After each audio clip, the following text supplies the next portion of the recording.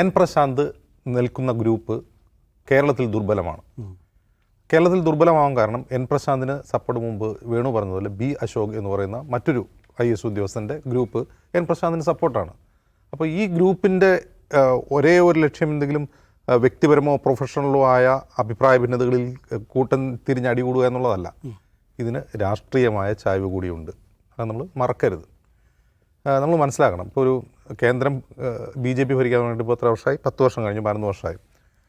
അപ്പോൾ ഈ കാലത്തിനിടയിൽ ഏതെല്ലാം തരത്തിൽ RSSും BJPയും പ്രതിപക്ഷം ഭരിക്കുന്ന സംസ്ഥാനങ്ങളിൽ ഇൻഫ്ലുവൻസ് ചെലുത്തുക, ഡിസ്റപ്ഷൻ ഉണ്ടാക്കുക എന്നുള്ള അവർ പരീക്ഷിച്ച് വിജയിക്കുകയും നിരന്തരം പരീക്ഷിച്ചുകൊണ്ടിരിക്കുകയും ചെയ്യുന്നുണ്ട്. അതിൻ്റെ ഏറ്റവും നല്ല ഉദാഹരണമായിരുന്നു ആരിഫ് മുഹമ്മദ് ഖാൻ. രാജ്ഭവനെ എങ്ങനെ ഒരു സംസ്ഥാനത്ത്, ഒരു പ്രതിപക്ഷം ഭരിക്കുന്ന സംസ്ഥാനത്ത് ഡിസ്റപ്ഷൻ ഉണ്ടാക്കാൻ ഉപയോഗിക്കാം എന്നവർ നിരന്തരം പരീക്ഷിക്കുകയും അതിൽ വിജയിക്കുകയും ചെയ്തിട്ടുണ്ട്. കേന്ദ്ര ഏജൻസികൾ ഉപയോഗിച്ചിട്ടുണ്ട്.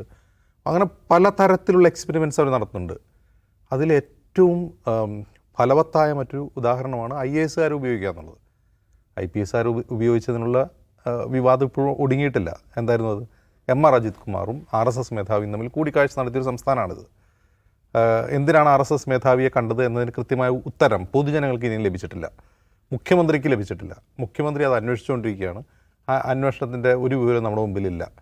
അപ്പോൾ സംസ്ഥാനത്തെ ക്രമസമാധാന ചുമതലയുള്ള ADGP RSS മേധാവിയെ കണ്ടു എന്നുള്ളൊരു വലിയ വിവാദം നിലനിൽക്കുന്നൊരു സംസ്ഥാനമാണിത്. അവിടെ IASകാരെ മാത്രം RSS അങ്ങ് ഒഴിവാക്കിക്കളയും എന്ന് ഞാൻ കരുതുന്നില്ല. അപ്പോൾ ഡിസ്റപ്ഷൻ ഉണ്ടാക്കുക എന്നുള്ളതായിരിക്കാം ഒരുപക്ഷെ ഇവർക്ക് ലഭിച്ചിട്ടുള്ള മാൻഡേറ്റ്.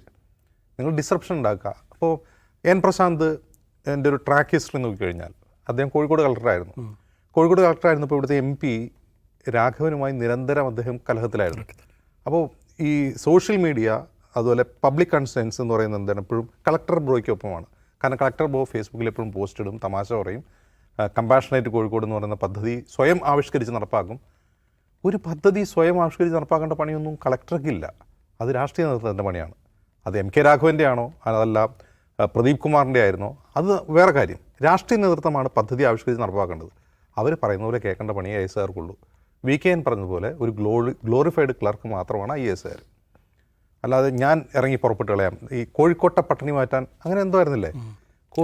കോഴിക്കോട് കമ്പാരിറ്റീവ്ലി പട്ടിണി ഇല്ലാത്തൊരു സ്ഥലമാണ്. കാരണം ആർക്കും എവിടെയും ഫുഡ് ലഭിക്കുന്നൊരു സ്ഥലമാണത്. ഒരാൾക്ക് വിശന്ന് കഴിഞ്ഞാൽ ഫുഡ് ലഭിക്കുന്നൊരു സ്ഥലമാണ് കോഴിക്കോട്. അപ്പോൾ ഞാൻ അത്തരം ഗിമ്മിക്കുകളിലൊന്നും ഞാൻ രോമാഞ്ച കുഞ്ചിതനാകുന്ന ആളല്ല. ഒന്ന്. രണ്ടാമത് എൻ പ്രശാന്ത് വാർത്തയിൽ ഇടം പിടിക്കുന്നപ്പോഴാണ് അദ്ദേഹം ഇൻലാൻഡ് നാവിഗേഷൻ കോർപ്പറേഷൻ്റെ MD ആയിരിക്കെ EMCCയുമായിട്ട് ഒരു കമ്പനിയുമായി ആഴക്കടൽ മത്സ്യബന്ധനത്തിന് അതിൻ്റെ MD ഒപ്പുവയ്ക്കുന്നു. സൈഫിൻ്റെ ഏതെങ്കിലും കാലത്ത് സൈഫ് ഇങ്ങനെ ഒരു സാധനം കേട്ടിട്ടുണ്ടോ? മന്ത്രി അറിയുന്നില്ല. അതായത് ആഴക്കടൽ മത്സ്യബന്ധനം എന്ന് പറഞ്ഞാൽ ഫിഷറീസ് വകുപ്പാണ്. ഇൻലാൻഡ് നാവിഗേഷൻ എന്ന് പറഞ്ഞാൽ മുഖ്യമന്ത്രിയുടെ കീഴിലുള്ള വകുപ്പാണ്. അപ്പോൾ ആഴക്കടൽ മത്സ്യബന്ധനം സ്വകാര്യ കമ്പനിയെ കൊണ്ട് നടത്തിക്കാൻ വേണ്ടി സ്വകാര്യ കമ്പനിയുമായി ഇൻലാൻഡ് നാവിഗേഷൻ കോർപ്പറേഷൻ ഒരു MOU സൈൻ ചെയ്യുന്നു.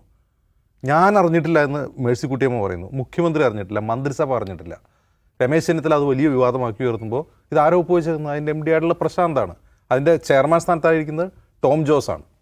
ടോം ജോസ് അറിഞ്ഞിട്ടില്ല, MD പോയി അങ്ങ് ഒപ്പുവയ്ക്കുകയാണ്. മേഴ്സിക്കുട്ടിയമ്മയെ പോലെ ഒരു ജനകീയ രാഷ്ട്രീയ നേതാവ് തെരഞ്ഞെടുപ്പിൽ തോറ്റുപോകാനുള്ള ഒരേ ഒരു കാരണം അതാണ്. അതിൻ്റെ പിന്നിൽ എന്തായിരുന്നു? അന്ന് CPM നേതാക്കൾ ആരോപിക്കുന്നതെന്ന് വെച്ചാൽ അത് രമേശ് ചെന്നിത്തലയുമായി പ്രശാന്തിന് ബന്ധമുണ്ട്. രമേശ് ചെന്നിത്തലയുമായി നടത്തിയ ഗൂഢാലോചനയിൽ പ്രശാന്ത് കാണിച്ച, അല്ലെങ്കിൽ അതിനെന്താണ് ഒരു ന്യായീകരണം എന്താണ്? അപ്പോൾ പ്രശാന്ത് ഇടയ്ക്ക് ഫേസ്ബുക്കിൽ എന്തോ എഴുതിയത്, ഞാൻ മുഖ്യമന്ത്രി അറിയിച്ചിരുന്നു, വാട്സപ്പ് വഴി എന്തോ അറിയിച്ചിരുന്നു, എന്തൊക്കെ പറഞ്ഞിട്ട്. വാട്സപ്പ് വഴി അറിയിച്ചിട്ട് ഒപ്പുവെക്കുന്ന ഒരു സാധനമല്ല MOU. ഒരു പ്രൊജക്റ്റിൻ്റെ പ്രപ്പോസൽ വന്നു കഴിഞ്ഞാൽ ആ പ്രപ്പോസൽ മന്ത്രിസഭയിൽ വരണം. മന്ത്രിസഭ ചർച്ച ചെയ്ത് വെറ്റ് ചെയ്തിട്ട് ഒപ്പുവെക്കൂ എന്ന് പറഞ്ഞുകൊണ്ട് ഒരു ഉത്തരവ് ഇറങ്ങുമ്പോൾ പോയി ഒപ്പുവെക്കേണ്ട പണിയായിരിക്കും MDക്ക് ഉണ്ടാവുക. അത് തന്നെയും ഇൻലാൻഡ് നാവിഗേഷനും ഈ പറയുന്ന ഈ ആഴക്കടൽ മത്സ്യബന്ധനം തമ്മിൽ എന്താ ബന്ധം? കടലും കടലാടിയും. ഇൻലാൻഡ് നാവിഗേഷൻ എന്ന് പറഞ്ഞാൽ കടൽ ഒഴുകിയുള്ള വാട്ടർ ബോഡീസിലെ നാവിഗേഷനാണ്, ബോട്ടുണ്ടാക്കലാണ് അവരുടെ പണി. കായലിലും പുഴയിലും ബോട്ടുണ്ടാക്കാൻ അവരെങ്ങനെയാണ് ആഴക്കടൽ മത്സ്യബന്ധനത്തിന് MOU സൈൻ ചെയ്യുക?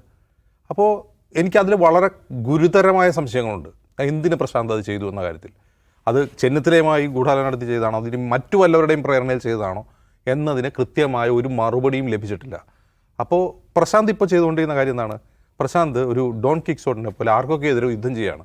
അത് നമുക്കിപ്പോൾ തോന്നും അത് ജയതിലകനെതിരെയാണെന്ന് തോന്നും, ഗോപാലകൃഷ്ണനെതിരെയാണെന്ന് തോന്നും. പക്ഷേ ആക്ച്വലി പ്രശാന്ത് യുദ്ധം ചെയ്യുന്നത് സർക്കാരിനെതിരെ തന്നെയാണ്. ഞാൻ ഹിയറിങ്ങിന് വരാം, അയാൾ സസ്പെൻഷനിലുള്ള ഉദ്യോഗസ്ഥനാണ്, സസ്പെൻഷനിലുള്ള ഉദ്യോഗസ്ഥൻ, ഞാൻ ഹിയറിങ്ങിൽ വരാം, എൻ്റെ ഹിയറിങ് ലൈവ് സ്ട്രീം ചെയ്യണം. അത് ലീഗലി ചിലപ്പോൾ ആവശ്യപ്പെടാം, കുഴപ്പമൊന്നുമില്ല. ആ ലീഗലി അതൊക്കെ അയാൾക്ക് ആവശ്യപ്പെടാം, അത് അനുവദിക്കാം, അതൊന്നും ഒരു പ്രശ്നമുള്ള കാര്യമല്ല. പക്ഷേ ഇതാ ഏത് പൊസിഷനിൽ നിന്നാണ് അദ്ദേഹം ചെയ്യുന്നത്? അദ്ദേഹം സർവീസിലിരിക്കുകയല്ല, സസ്പെൻഷനിലിരിക്കുകയാണ്. അപ്പോൾ സസ്പെൻഷനിലിരിക്കുന്ന ഒരാൾ അദ്ദേഹത്തെ സർവീസിലേക്ക് റീഇൻസ്റ്റേറ്റ് ചെയ്യാൻ വേണ്ടിയുള്ളൊരു പ്രോസസ്സിൻ്റെ ഭാഗമാണല്ലോ ഹിയറിംഗ് എന്ന് പറയുന്നത്. ആ ഹിയറിങ്ങിൽ എനിക്ക് സ്വകാര്യമായിട്ടൊന്നും പറയാനില്ല, ഇത് ലോകം മുഴുവൻ കേൾക്കണം എന്ന് അയാൾ വാശി പിടിക്കുന്നുണ്ടെങ്കിൽ അത് സർവീസിലേക്ക് തിരിച്ചെത്താനുള്ള അയാളുടെ ത്വര മാത്രമല്ല, അതിന് മേൽ രാഷ്ട്രീയമായ താല്പര്യങ്ങളുണ്ട് എന്ന് ന്യായമായും സംശയിക്കാവുന്നതാണ്.